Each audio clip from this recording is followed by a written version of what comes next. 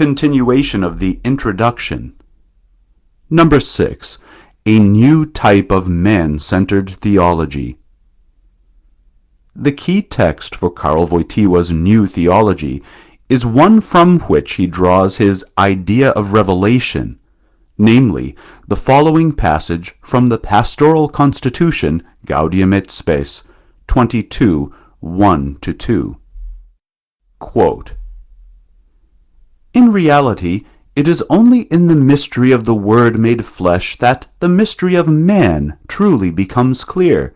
For Adam, the first man, was a type of him who was to come, Christ the Lord, Christ the new Adam, in the very revelation of the mystery of the Father and of his love, fully reveals man to himself, and brings to light his most high calling. He who is the image of the invisible God, Colossians 1:15, is himself the perfect man, who has restored in the children of Adam that likeness to God which has been disfigured ever since the first sin.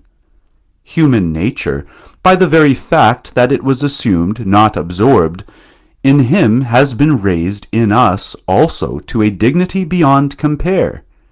For by his incarnation, he, the Son of God, has in a certain way united himself with each man.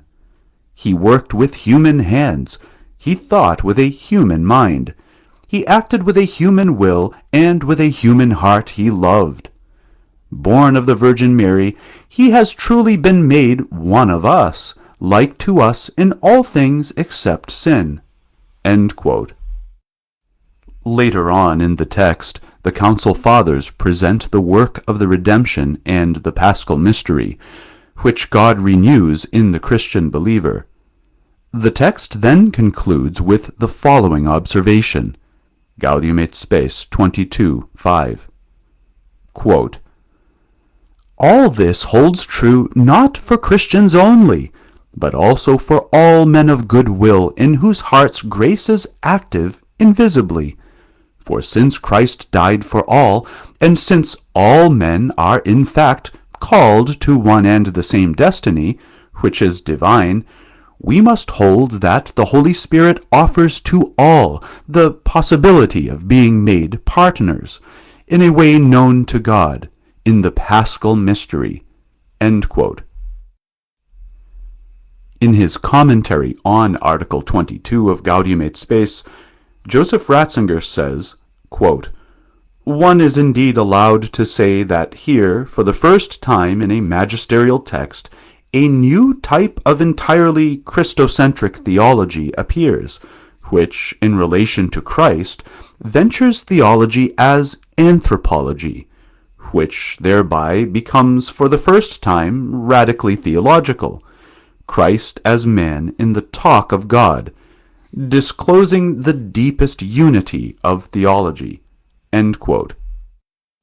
The Council's assertion regarding the work of the redemption and the Paschal mystery, quote, "All this holds true not for Christians only, but also for all men of good will," end quote, insinuates that the universality of the work of redemption is extended automatically from the objective, i.e., Christ made salvation possible for all men, to the subjective sphere, i.e., all men go to heaven. But this is precisely the question which Joseph Ratzinger raises with regard to the Council's assertion cited above.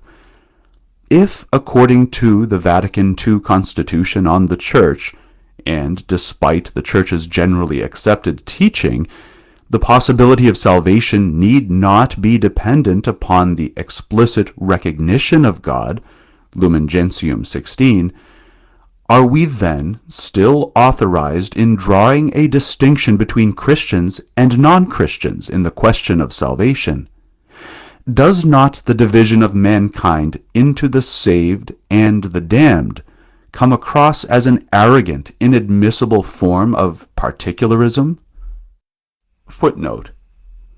Another text from Gaudium et Spes, which points in the same direction, runs, 78.3, quote, Christ, the Word made flesh, the Prince of Peace, reconciled all men to God by the cross, and, restoring the unity of all in one people and one body, he abolished hatred in his own flesh.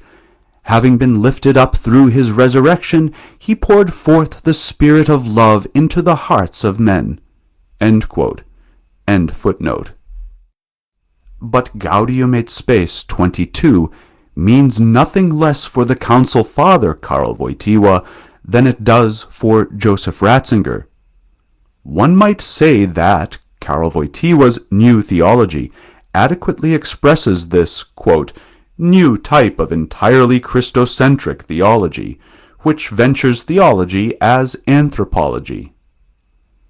One might even say that the Council Father Karl Wojtyła takes up the Council's assertion, "The work of the redemption and the Paschal mystery hold true, quote, not for Christians only, but also for all men of good will," and proceeds to formulate his thesis of universal salvation, which in turn eliminates the, quote, distinction between Christians and non-Christians in the question of salvation. But it was not long before this, quote, new type of entirely Christocentric theology would develop into a new type of entirely man-centered theology. From the foregoing, we may infer the main principle for interpretation, which gives us direct access towards the understanding of the Trinitarian Trilogy. It is the maxim derived from Gaudium et Spes 22:5. What holds for the Christian holds also in principle for all men. That means the reader of the encyclicals goes right to the heart of the matter if he understands the text in reference to the thesis of universal salvation.